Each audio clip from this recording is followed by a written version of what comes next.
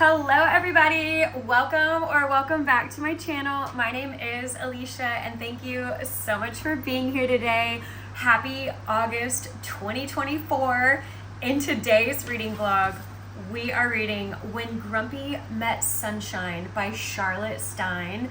I have never read a book from this author before, but my husband found this book at the foreign language bookstore in Tokyo, and doesn't it just look so cute? It's marketed as a romantic comedy, but I was looking up this author and she seems to write steamy erotic romances, and this book is also marketed as a steamy book. Her Instagram, what did her Instagram say? I was just looking at it. She's the writer of Horny Sex Words. Okay, Charlotte Stein, let's just see what we're about to get into. This book, it's got over 7,300 reviews across Amazon and Goodreads, and it's kind of got a middle of the road rating. It's got between a 3.4 and a 4.0 star rating. It just came out this year in February of 2024, and it's got 324 pages. Also, I don't know if you can see my little boy cat. He is also sitting or kind of hanging out of the office chair that I'm in right now. I keep feeling him push on me. This seems to be, I think it takes place overseas. I'm not 100% sure, but I know some of the reviews on Amazon said that they were confused because it takes place in England, but there seems to be a lot of talk about the United States, specifically New York, and so it kept throwing them out of where the book is supposed to be. It doesn't have the picture on here, but some of the pictures on Amazon show this front cover with a soccer ball, because back here it says he's a grumpy ex-footballer, but not football as in what we think of as football in the United States, football as in soccer. So he's a grumpy ex-soccer player, not sure why he's no longer playing, but he's getting a lot of pressure. His name is Alfie. He's getting a lot of pressure to write his memoir, and again, I'm not sure why, but he is just very closed door. He doesn't like spilling any secrets about himself. He doesn't like people knowing any of his emotions. He apparently cannot imagine putting pen to paper and telling the world about his life. Well, then Mabel comes into play. She's his ghostwriter, and apparently she's very harebrained and all over the place, and she sasses her way into getting every detail about Alfie to put in his memoir, and along the way, all they're doing is bickering and fighting. But then at some point, I guess they kind of get caught out in public, and everyone mistakes this partnership for a budding romance. So then they decide to start fake dating, I guess to sell more of his memoirs. I have no idea. The plot is all over the place, so we will see. There's a lot going on back here, but apparently it's extremely slow burn, but it's also very erotic. So I don't know if they enter into a friends with benefits before they decide to be together, because if it's slow burn, they're not gonna get together until the end. I'm not really sure, but this is about Alfie and Mabel, this ex-footballer and a ghostwriter, so let's just get into it. I love it when an author discloses trigger warnings at the beginning of their books. I just am in the camp that I don't believe I should have to go and research your book before reading it, so thank you so much, Charlotte Stein. If y'all would like to know, dear reader, while this book is very much a lighthearted, hilarious romantic comedy with a full-on proper happily ever after, it does contain some sensitive, heavier topics. These include brief references to parental abuse, childhood poverty, alcoholism, and an incident that includes fat phobia, plus brief mentions at a few points of the effects that fat phobia can have. Hopefully this will help you make an informed choice before reading. I've done my best to handle all topics with sensitivity and love. Take care of yourselves, Charlotte.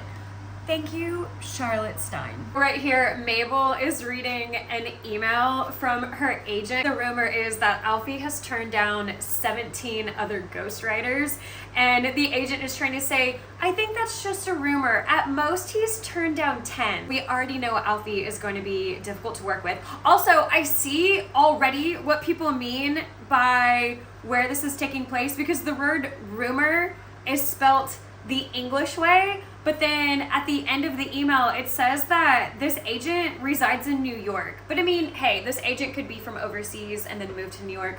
Who knows? I didn't say this earlier, but some of the blurbs on this book say that this is a Cinderella retelling. It's a modern day Cinderella story.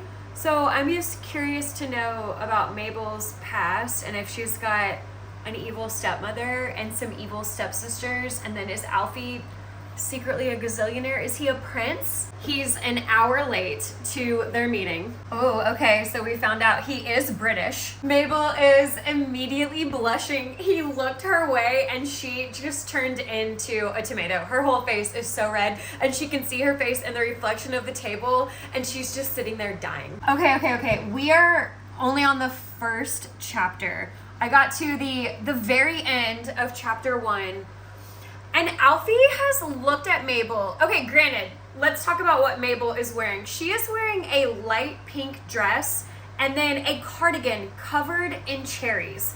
And so he looks over at her and he calls her a human cupcake. I kind of thought it was cute because of what she's wearing, but in Mabel's mind, he is making fun of her weight. And so she has stood up during this meeting because Alfie is there and then Mabel's head manager, some man named Greg, is there, and Mabel just said, look, I don't think this is for me. This is not the job for me. And Alfie was smiling and now his face has just dropped. He stopped smiling and Mabel has walked out of the room. I don't know. I don't think that he's making fun of her. I mean, he's the love interest in this book. I kind of thought it was cute that he called her a human cupcake. I mean, I use cupcake as a term of endearment. I mean, look at what she was wearing. However, Mabel takes it as he's making fun of her weight. I hope this gets resolved. Meet my boy cat. This is Audi. He's been wanting to lay on me, and of course I try to show you and he jumps down. Remember at the beginning when Mabel's agent was saying, I don't think it was 17 ghostwriters, that's a rumor, it was no more than 10. Well, right here, her agent has emailed her after that horrible meeting and said, sweetheart, I know you think everything went terribly wrong, but I don't think it was that bad at all. Greg made it seem like he was a lot nicer to you than all 17 of the other ghostwriters. Mabel has been at home just ignoring her phone because Greg keeps calling her, and then finally she just thinks, I need to suck it up. I just need to answer the phone. I need to let Greg yell at me for walking out on Alfie and that meeting. Mabel answers the phone and it's Alfie, and he says, hello, I'm trying to speak with Miss Mabel Williker. In Mabel's mind, she's thinking, he sounds like a man attempting to get in touch with customer service. Mabel, remember, she thinks Alfie was rude to her, so she just says, I feel like you should already know you're speaking to her. Well, that conversation went nowhere. They just went back and forth, and then he hung up on her. Can anyone guess my favorite color? I can't explain how elite green tea and honey are. I still don't know anyone's ages in this book, but Alfie has been retired from football for 5 years. Alfie is such an unlikable character. He's just so, I wouldn't even say grumpy, he's just straight up rude. And he was at this press junket on tour doing some interviews, and someone had asked him where he got his hair done, and he walked out of the meeting. Alfie was voted most likely to punch you for asking them a personal question. We still don't know how he got Mabel's phone number earlier when he had called her, but then now she's writing at Starbucks. Like, she's at Starbucks, she's doing some work, and he walks in and he's just staring at her from another table, and then he gets up to approach her. How did he also find her at Starbucks? Mabel, how? She's at Starbucks and she thinks at this point he must be stalking her. We're jumping to conclusions, Mabel, but she runs out of Starbucks and he follows her, and she's literally running, and he is so tall that he just looks like he's taking a stroll. She ends up in this park where apparently people have been murdered before, so she really starts getting nervous and she keeps turning around and looking while she's running, and he's just walking and steadily catching up to her. And then he pulls out his phone and he waves it at her as if, hey, I'm gonna call you, please answer your phone, I just want to talk to you. Well, she freaks out even more, and then he gets even closer to her while she's still trying to run. And so she turns around and she pepper sprays him. My cat becomes so demonic looking in the sun. Her pupils just kind of disappear. And then you have this one. He's chasing sun rays and he keeps jumping on the wall. This book is so goofy. In other news, I'm trying this, I don't know, everything's written in Japanese, some sort of watermelon jelly thing. I don't know if this is it like a jello or a yogurt? No idea. I inhaled that. That was so good. It was like a liquid jello, if that makes any sense, like a more watered down version of jello. Alfie he's essentially crying because he just got pepper sprayed, and he's saying, why? And she's saying, because I thought you were gonna bloody do me in. She thought she was gonna get murdered. And he just says, you couldn't possibly think that. Yeah, you're right. It's dawning on me. I see where we're going with this. I didn't even tell y'all about the restaurant. I forgot about that. He called her on her cell phone. Still no idea how he got her cell phone number. And then he saw her at a restaurant and he hid behind a tree. And then he saw her at Starbucks and then he started following her. She says, how did it not dawn on you before? And he said, because I had a very good reason for all of those things. He's very protective of her. They literally just met, but he just made a comment. Oh, Alfie just explained the cupcake comment to Mabel. So that was a complete misunderstanding, which I kind of thought and I was hoping. This is my 10% check-in. When I said that he was chasing her and he pulled out his phone and he was waving it as if, you know, hey, I'm gonna call you, answer your phone because I'm not actually stalking you in the park or on the street. Y'all, she had left her phone at Starbucks. That was her phone that he was waving around. They ended up back at Mabel's flat at her apartment, and they just had the sweetest, tender moment when she was helping him put water on his eyes from pepper spraying him, and then he just got up and ran out of her apartment. But then he turned back and said, okay, so I'll see you at my flat tomorrow around 10 for the book. It was so precious. Mabel is asking her friend Connie, what exactly would you wear if you wanted to show a man that you're definitely not interested in him in a sexy way? This author's writing is sometimes so strange. Some of these lines here, it was like an angel had farted. What? Alfie actually does not have a flat. Mabel has just gotten there. He has a fancy house and his floors even heat up. Stop. Alfie hired this minimalist decluttering company and Mabel's looking around and saying, oh my gosh, no, don't tell me you don't have a television either. And he says, I want to plead the fifth on that. And she says, okay, what happened with that? And he said, well, they told me that having a TV wasn't in season at the moment. Alfie just said to Mabel, you're sadistic.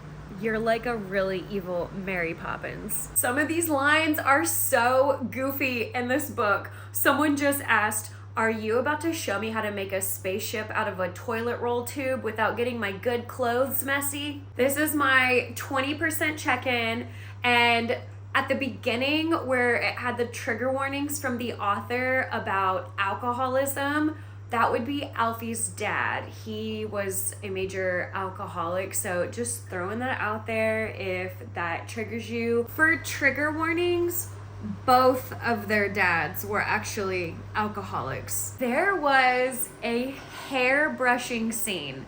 Yes, you heard me say that correctly. Alfie was brushing Mabel's hair. That was just precious. And she was even thinking it was like being handled by a cloud. They are so cute together. Look at this handsome gentleman. He's a big boy. I bought some Japanese gin yesterday and I think I want to make a dirty martini right now. Got out everything that I need.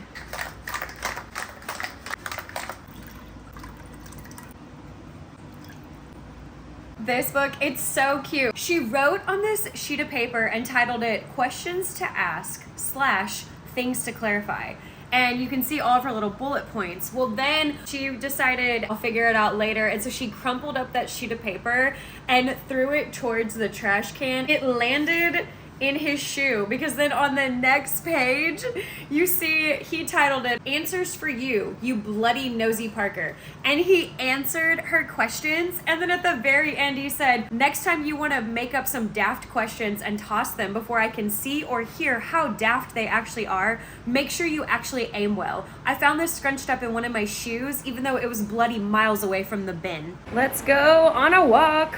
Back from our walk, 38 minutes, 2.05 miles. Hello vlog, it is the next day. I made it to page 89 yesterday, but today I'm going to high tea with some of my girlfriends in Yokohama in about half an hour. Well, I need to leave in about half an hour. It's over an hour train ride to get there, and then I think we're there for 2 hours. From 12 p.m. to 2 p.m. maybe. It's peach themed. That's so cute. Just little bits and bites and sandwiches and little appetizers and then tea.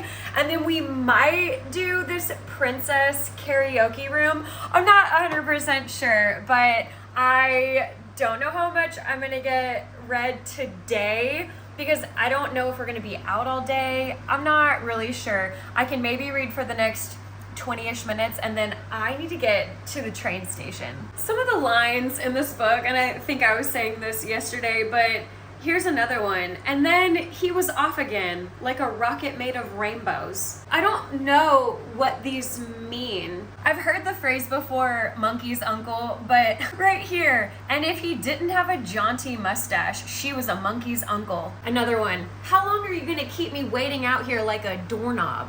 I'm just gonna throw this out there in case it bothers anybody because I did see this in some of the reviews. The F word, F-U-C-K, is used a lot in this book. I mean, this one page, I've counted it 5 times. 5 times on one page. So if that's going to bother you, I mean, it is used way too much in my opinion, but if you don't like curse words whatsoever in your books, this is not going to be the book for you because I think this word has been used upwards of 50 times so far. I seriously can't tell if the author is just trying to be quirky with her writing, or maybe this is just British humor since this is taking place in England. I don't know if the author is English, but just some of the things that they say. Even right here, "He took one look at her as she burst from her door like a wild-haired confetti bomb sent from somewhere south of wherever the Care Bears lived." I don't really know how to feel about this writing style. I need to leave and get to the train station, so here's the outfit check. I never even know what all y'all can see. As I've stated many times in other vlogs, I use the back-facing camera on my iPhone, but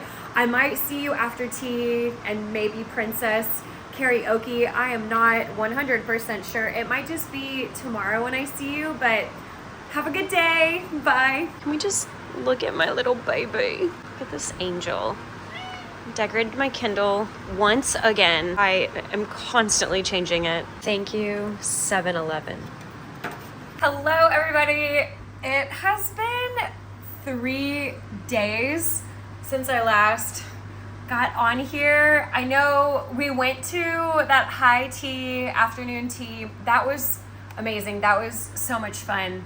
And then I didn't come back and record anything that night. And then the next day I didn't read anything. And then yesterday I showed y'all what the clip of I was eating. And I'm not even in it. That clip was from yesterday. So now it's today. It's day 3. And I've barely been reading this book. Y'all, I don't think I'm into this book. I'm so bored.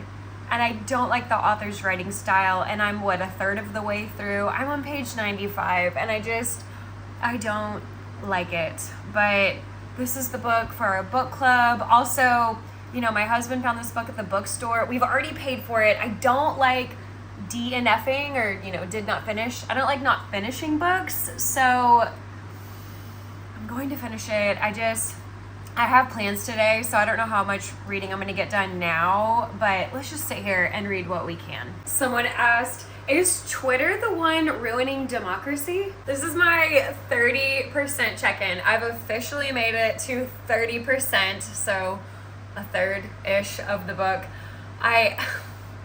Have I told y'all, I don't know what all I've told y'all because it's been 3 days, that Alfie has a flip phone. He's not tech savvy, and he just does not do the things that we all want to do on our phones. It comes into play every now and then, and it's coming into play right now. But yeah, I just thought I'd throw that out there, that he has a flip phone. They have officially been spotted. Remember, this book does involve fake dating per the synopsis. There are some tweets that have come out, and then one of the big gossip sites, Daily Mail wrote a post that says, "Who is Alfie's mystery lady?" Maybe we'll get the fake dating going on, because I love fake dating. I eat that up in books. My little boy cat, Audi, has decided to join us. Mabel's phone is being blown up by everybody saying, what is going on with you and Alfie Harding?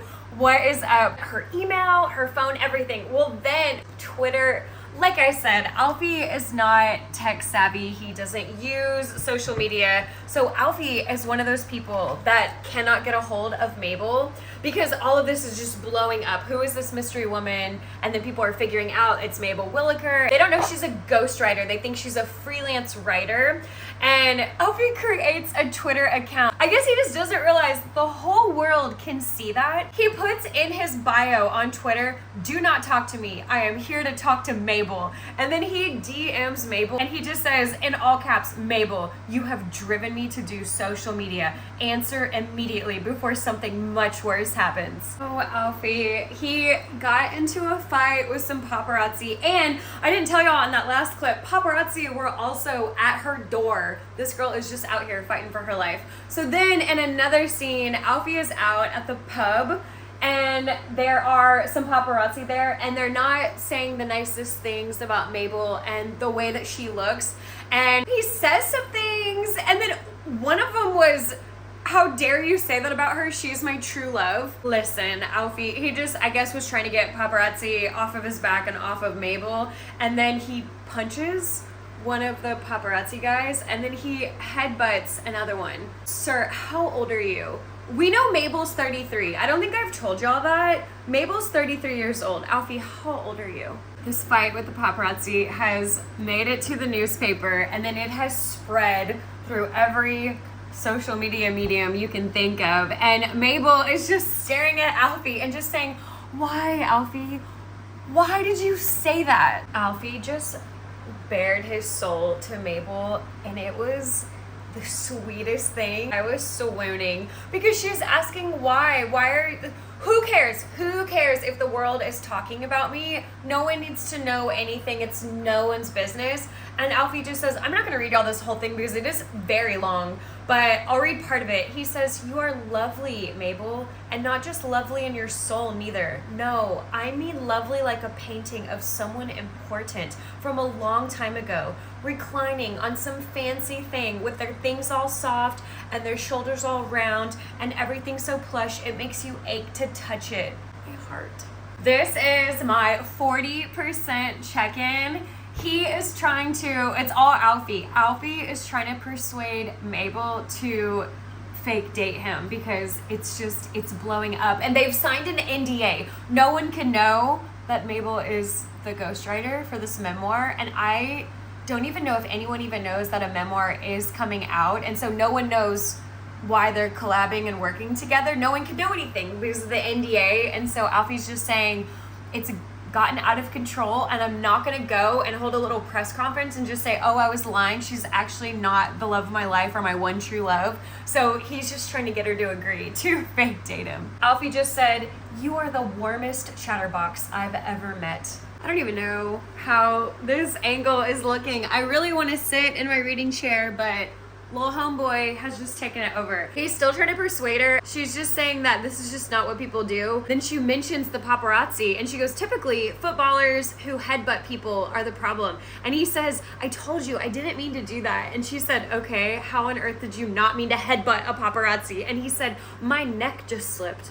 Some of the things they say. Okay, this one's not even bad. It's just funny because I've used this line before, but he's asking her, why are you crying? He's genuinely worried. And Mabel said, I'm not crying. My eyes are just annoyed. It's officially out that Mabel and Alfie are dating, and now people that Mabel hasn't talked to in forever are just coming out of the woodwork and wanting to hang out and meet Mabel's new boo thing. And right here it says, and then there was Mabel's sister, the one she hadn't seen for years, asking if they could go on a double date to somewhere fancy. Her sister added that Alfie can pay for. Alfie right here talking to his sister. She says, will I get to meet her? And he looks at Edith and says, absolutely not. He took her hand.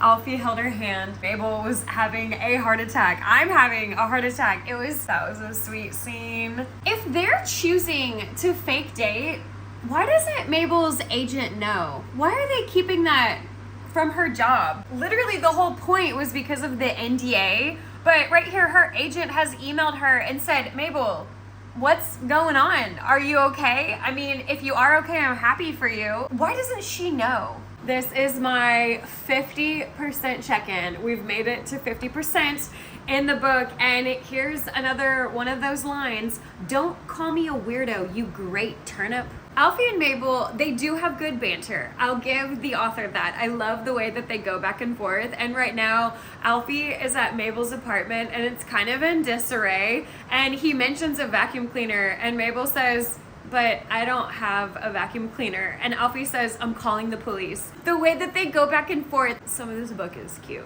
Milk can get you drunk if you just believe. There is a woman named Daisy. Daisy is Alfie's personal assistant, and she has brought over some clothes and makeup, just some things for Mabel because they're going somewhere fancy.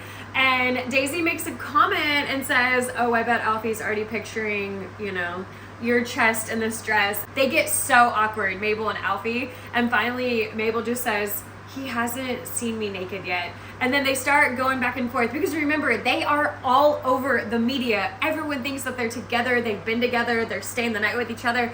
Everyone believes this. And so Daisy is taken aback and thinking, oh my gosh, y'all haven't done anything? And then Mabel says, we're taking it slow, really slow, almost glacial, in fact. And then Alfie says, yeah, what she said, glacial, like an ice age, in our pants. My entire soul is sweating, like a horny demon with no self-control. Alfie is so protective over Mabel. They are at dinner and there's a guy at another table staring hard at Mabel, and Alfie is trying to fight him. He wants to fight him. Sir, how old are you? And Mabel's just trying to stop him, and she gets him to sit back down at the table, and Alfie just says, that twat needs a beating. We already know that one of the major tropes in this book is fake dating, which leads to miscommunication. It always happens. We know that Alfie and Mabel are going to fall for each other and then not tell each other about it because that's just how these books go. But right here, one of them says, considering we have zero sexy feelings for each other, we did a good job of looking like we were two people who have sexy feelings for each other. They just had their first kiss. He even leaned in and said, are you ready? Because they're doing everything for the paparazzi. This is my 60% check-in, and all I have to say is Alfie has a $15,000 fax machine. What are some of the things that this author has written? You say it like I didn't just tell you what cranks my motor. You giant dill hole. How much do paparazzi actually make for exploiting these people? Because there's an Instagram reel by an influencer or, a paparazzi person named Gossip Queen, and they camped out all night across Alfie's house in a tent across the street, and they've posted about it saying, oh my gosh, Mabel actually stayed the entire night. I'm past the 70% mark. I just hadn't checked in with y'all, but there's a Reddit thread, and everything about this thread is completely wrong. None of it's true. And this person, I don't want to say too much, but everything that this person was insinuating or speculating was completely wrong. They got it completely backwards. And then at the very end, this person wrote, kind replies only, please, I'm only sharing information. This is how misinformation spreads, because even if you think you know what you know, you have no idea. And even if you have photos of what you think is going on, you have no idea. Of course, we're getting the only one bed trope. Okay, so I'm trying to give you an update. Do you see my little girl cat, Mini Cooper? They're going back and forth. It's the only one bed trope. And then she just says, "You awkward little SHIT. I don't want to say that." And then they're going back and forth and she goes, "Not your abs, Alfie." And then he says, "I could do worse in the middle of the night. I could breathe in your ear." And she just says, "Okay, you sod." He just called her a prawn. He just says, "I'll get you something to wear, you great prawn." I can't with the way that they talk to each other. We are still on the one bed trope. I mean, I feel like this has been 12, 15 pages. Mabel is moving around a lot. And he just says, "The bed is practically rocking. I feel like I'm being effed by a ghost." F-U-C-K-E-D. He says it out loud to her face. Another 2 pages later, they're going back and forth. And then Mabel says, "Yeah, I know. I can feel you doing it. It is like being effed by a ghost." Somebody please correct me if I'm wrong, but this is my 80% check-in. 80%. The Daily Mail has posted another inquiry and we're finally getting Alfie's age. Alfie is 38. Why did it take this long to figure out his age? 260. On page 260, we find out he's 38. Why did it take most of the book to figure that out? I don't know if you like spice or don't like spice, but like it or not, there is a scene, and by the end of 275, that scene is over. So one scene so far for anyone that cares. Again, checking in with the spice. By the end of page 283, the second scene of spicy time is over. I don't know if y'all care, but there were other things that were leading up to those 2 spicy scenes. There were, I guess, 2 other scenes. And then the 2 actual spicy scenes. I almost said a different word. I'm not going to say that. Also, it's not extremely graphic or explicit. So if you wanted to know, you know how in most romance books you get the 80% breakup. They're always formulaic and they normally break up around 80% and then they get together by the end of the book. This is my 90% check-in and now they have broken up.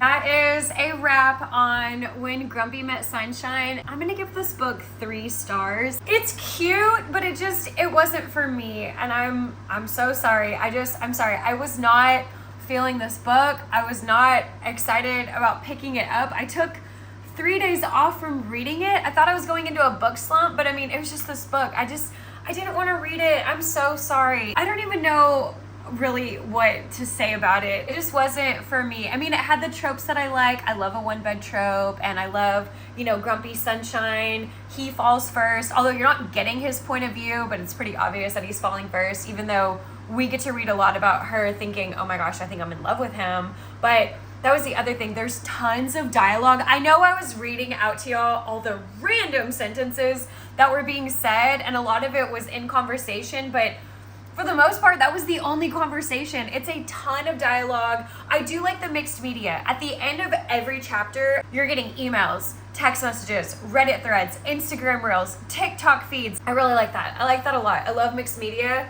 but again, it's just all dialogue. I wasn't feeling it. I was not feeling it between Mabel and Alfie, and I really wanted to, and Mabel was so stuck in her ways because Alfie has always dated supermodels, and Mabel just kept saying, "I'm not a supermodel. I'm not beautiful like that. I'm a curvy girl. I'm a bigger woman." Alfie never gave her any reason to believe that he wasn't into her, besides their very first meeting when he called her a cupcake, but that was because of what she was wearing. But he just was so complimentary towards her, so flirtatious towards her. I mean, he was into her from the beginning, and he's been so protective over her with everything. And then Mabel just kept thinking, "Oh, but there's no way he's into me. There's no way he would ever like a girl like me." I don't know.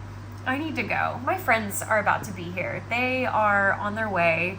We're going to lunch, a later lunch, which is why I was able to finish this all this afternoon. I'm sorry. I'm gonna give it 3 stars. It wasn't for me, but I think y'all should check it out. I always think everyone should check out any book regardless of what my review is. Thank y'all so much for coming along on this journey with me, and I will see you in the next video. Bye.